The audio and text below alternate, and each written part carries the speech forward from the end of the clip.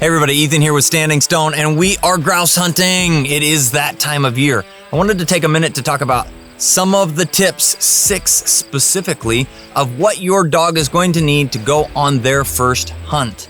Now, we've done some videos on this in the past, and I will say, I don't want to get repetitive. I thought of some really good things that we wanted to add on the tail end of this, but we're going to go ahead and start with the first thing, bird introduction. This is important that your dog has been exposed to some level of bird introduction. Generally speaking, we need feathers first and then live birds, because we don't want their first experience in the field to be this big bird flushing right in front of them and then ultimately creating a bad experience, okay? Bird introduction. They need to be able to get the feathers and the bird in their mouth. That is important.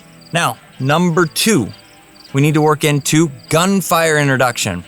Had some conversations about this, and I do think that ultimately, if you are watching this video, you're trying to do things right, and a gunfire introduction is a huge part of developing a young dog before you take them on their first hunt.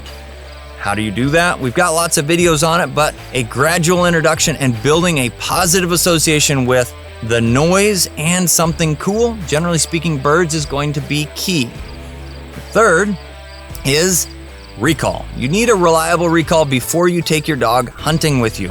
If we don't have that, there's a good potential that they get sucked into something cool, whether that be you get into some birds and they chase them into the next county, or they run a deer, or anything at all, or they just take matters into their own hands thinking they're going to go over this way and they don't pay attention, okay?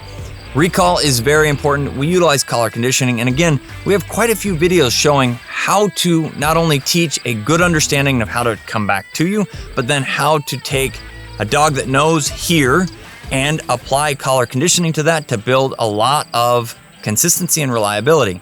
So collar conditioning for recall being number 3. Number 4, you need proper socialization.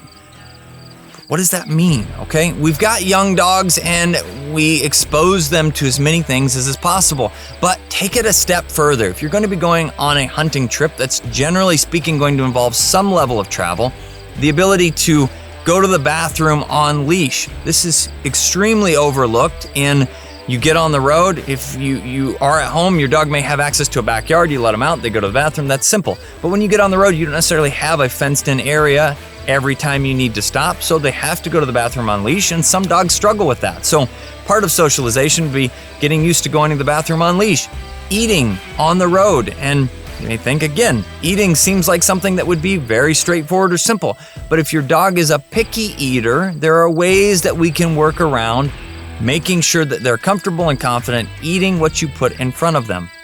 And then other things like riding in whatever vehicle or crate that you are going to have them travel in the back of your truck or in the back of your SUV or whatever you are traveling in, they need to be used to and comfortable with that. Just general exposure to people and different environments that they may be hunting in, tall grass, getting in around other dogs, all of these socialization things that we talk about with young puppies and developing them, preparing that dog for what they're going to be exposed to as an adult is huge before their first hunt. The more things that they're exposed to socialization-wise, the better off that's going to be. Okay. Next, we move into conditioning. Your dog should be prepared for not only the environment, this is often called acclimation. If you get a health certificate, they're going to give you a certificate of acclimation, which just means dog is certified to be exposed to different conditions. If it's going to be warm, you need to do some heat conditioning, and that involves working them up gradually in the temperatures that they're going to be hunting in so that their body gets used to it. I do this myself as a runner. I try and run in gradually more warm weather conditions so that I can be better prepared as an individual. It's hard to begin with, but it does get easier where I can do a 3 or 4 or 5 mile run sometimes in those mid to upper 90s degrees. If I were to go from AC to 95 and try and run a 5K, it would kill me. But if I acclimate to that, it's good. The next piece is pads and then just overall lung conditioning. We talk a lot about pad conditioning. Dogs at our facility get their feet sprayed with pad tubs. You can find it at standingstonesupply.com.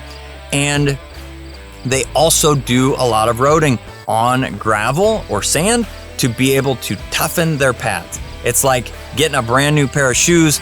If you don't have those broke in, you get a blister, you're shot. I mean, it hurts. You try and put some moleskin on it, maybe a little super glue to hold that slap down to protect it, but ultimately it's nagging at you all day or completely cripples you. If you've got a bunch of blisters all over your feet, we don't want that to happen to our dogs. And if they blow a pad, it's gonna be tough and or they're out for the rest of the trip. So condition pads, spray with Pad Tough, and then condition lungs. Get them out gradually. Again, this isn't we go from resting in the AC all summer to now it's hunting season tomorrow. Let's go, let's do it. We need to be able to work them up so that they are conditioned physically, they are conditioned with pads wise, and then they are acclimated to the temperatures they're gonna be hunting in. And the final, most important thing that you can incorporate into preparing your dog for the first hunt would be awareness. Now, this may sound a little more complex. What does awareness mean? The dogs need to be able to figure out how to pay attention to where we are at so we can utilize collar conditioning in this process where we go on some bigger walks, go to a walk-in hunting area, or if you've got private ground that you can go run your dog in some grass fields and things, and try and change direction on them. But don't give them any cues. See if they can figure out, oh, hey, Dad did curve and head this direction. The more awareness that we can help to build into our dogs from a knowing where we're at and being able to naturally adjust or automatically adjust to how we are walking and changing directions and doing things, it cuts down drastically on the amount that you have to handle when you're out in that first hunt, and the less that you have to yell or push the button or try and communicate with your dog because they're not paying attention to you, the more fun that you are going to have.